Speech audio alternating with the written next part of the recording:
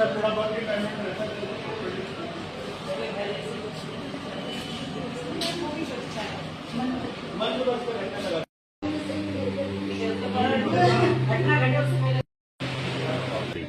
बहुत ही दुर्भाग्यपूर्ण घटना है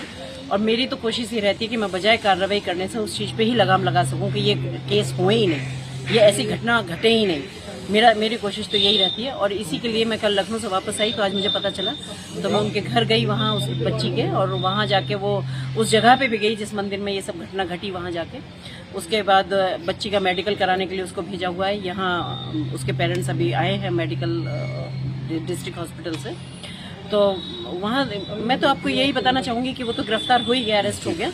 लेकिन कई बार थोड़ा सा जब ऐसी घटनाएं होती हैं तो अभिभावक जो होते हैं वो थोड़ा अगर मजबूत बने तो मुझे लगता है सजा भी जल्दी मिल जाएगी उनको। अभी जैसे इसी बच्ची के केस में था कि वो बीच में बिल्कुल कॉम्प्रोमाइज करने के लिए तैयार हो गए, तो वहाँ क्या होता है कि एक पुलिस पे प्रश्न चिन्ह लगता है, क्योंकि घटना घटी वो सारे में आप लोगों के माध्यम से सारी जगह वो पहुंच गई। उसके बाद ये हुआ कि नहीं, कुछ नहीं हुआ, तो वो ये लगता है कि पुलिस को जनरली कह दिया जाता है कि पुलिस कुछ नहीं कर पाई।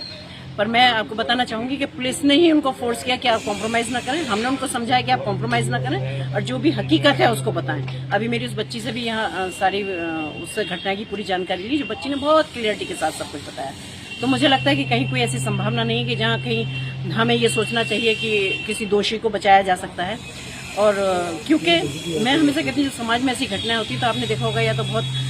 ड्रग्स कोई एडिक्ट होगा या कोई विकृत मानसिकता के लोग होंगे वहाँ होगा। तो इसके लिए मैं चाहती हूँ कि थोड़ा सा जो अभिभावक हैं, उनके माता पिता हैं, उनको भी थोड़ा जागरूक होना चाहिए समाज में, क्योंकि अगर वो थोड़े से जागरूक होंगे, अगर थोड़ा सा बच्चों पे निगरानी रखें कि भी बच्चे कहाँ खेल रहे हैं, क्या कर रहे हैं, तो मुझे लगता है कि हम थोड़ा सा इन घटनाओं को रोक सकते हैं। मुझे बहुत अफसोस है जब इस तरह की घटनाएं होती हैं और हम कोशिश करने के बाद भी इस तरह की घटनाओं को नहीं रोक। आगरा पुलिस लगातार महिला सशक्तिकरण के अभियान चला रही है, क्या कमी रह जाती है? समाज का जो अंतिम व्यक्ति है वो हेल्पलाइन तक नहीं पहुंच पाता है कि उसको फोन कर ले, या अवेयरनेस जो प्रोग्राम है उनमें आपको लगता है कहीं कमी रह जाती है कि भाई जो अंतिम व्यक्ति है, जो बिल्कुल इलिटरेट पर्सन है? देखिए, मैं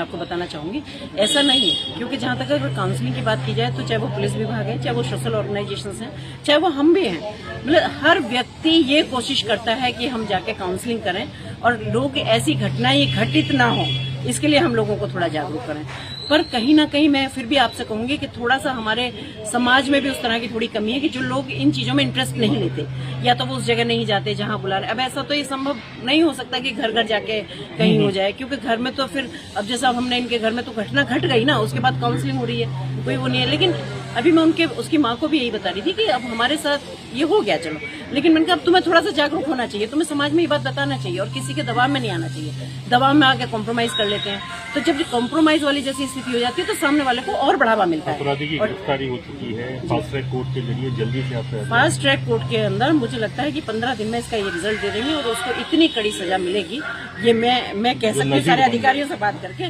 जो नजीर बन जाए। और मैंने इन सबसे भी यही कहा है कि कम से कम एक एग्जाम्पल ऐसा सेट करो कि जिससे ये लगे कि नहीं, अगर हमने ऐसा किया तो ऐसा हमारे साथ हो जाए। तो ये सब हो रहा है आज।